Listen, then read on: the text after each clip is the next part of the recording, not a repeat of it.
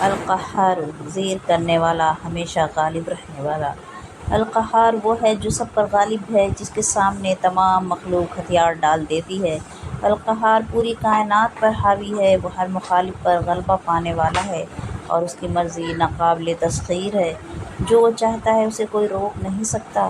اپنے دل، اپنے اعضاء، اپنے اعمال، اپنی تقریر، اپنے حواس، اپنی صلاحیتوں کو اچھے کاموں کے لیے استعمال کرتے ہوئے القہار کے حوالے کر دیں۔ قرآن میں غور و فکر کریں اور دیکھیں کس طرح القہار نے قدرت کو اپنی مرضی سے تبدیل ہونے کا حکم دیا تھا۔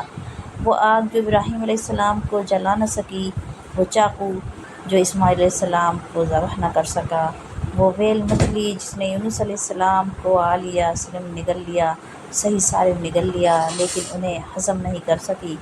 کمزوروں کے ساتھ نرمی اور شفقت سے پیش آئیں، اپنے آپ کو القہار کی یاد دلائیں تاکہ آپ ہر وقت دوسروں کے ساتھ اچھے طریقے اور انصاف سے پیش آ سکیں، کیونکہ اللہ ناانصافی اور تکبر اور بڑائی کو پسند نہیں کرتا۔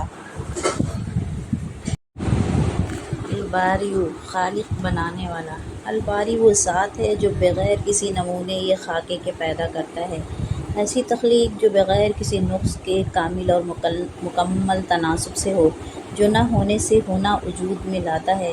اللہ عز و جل آپ کے اعتماد کو بحال کرنے کی کوشش کرتا ہے جب جدید سائنسی دور آپ کو ایک خالق پر ایمان سے دور ہٹاتا ہے۔ صبح یا شام کے وقت سورج کو دیکھیں، چھوٹے کیڑے مکھی، پودوں اور پھولوں کو دیکھیں، غرض دنیا کی ہر چیز کو دیکھیں کہ اللہ کے سوا ہر چیز تخلیق کردہ ہے۔ سب سے پہلے اپنے آپ کو برائی سے دور کریں، پھر اچھائی کو اپنائیں۔ هو اللہ الخالق البارئ المصور له الاسماء الحسنی۔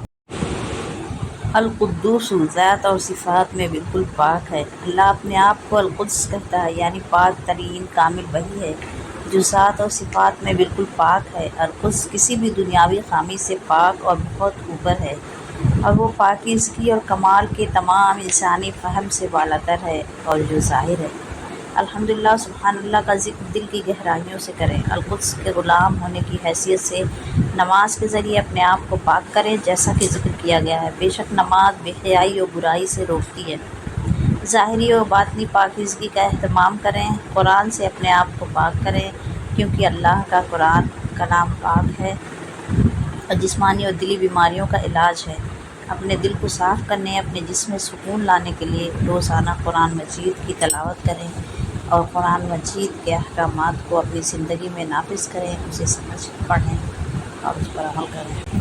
العزیز طاقتور، عظیم جو ہر چیز پر غالب ہے، جس پر قابو نہ پایا جا سکے، اس پر کس طرح قابو پایا جا سکتا ہے، جو ہر طاقت کا مالک ہے، وہ جو انتہائی قیمتی ہے، وہ جسے چاہتا ہے عزت وقار اور طاقت دیتا ہے، اس کی ایک کن سے وہ سب ہو جاتا ہے جو وہ چاہتا ہے، پھر چاہے لوگ اس کے برعکس ہی کیوں نہ ہوں، وہ سب سے زیادہ زبردست ہے۔ جب آپ کمزور یا غالب محسوس کریں تو طاقت کے لیے العزیز کی طرف رجوع کریں۔ اس زندگی میں اور اگلی عزت صرف اللہ رب العزت سے مانگیں، اس کی اطاعت، اس کے رسول کی پیروی کر کے کسی بھی اجتماع میں چغلی کو رد کر دیں اور اس شخص کی غیر موجودگی میں اس شخص کی اچھائی بیان کریں۔ آپ کو ہر ایک کی عزت کرنی چاہیے، کیونکہ دوسروں کے ساتھ آپ کے تعلقات العز کی طرف سے ایک امانت ہیں۔ قرآن میں وہ سب کچھ ہے جو آپ کو زندگی میں کامیاب ہونے کے لیے درکار ہے، لہٰذا قرآن کا استعمال کریں، کیونکہ قرآن جو ہے اللہ زبردست غالب والے کی طرف سے ہے، جو عزیز اور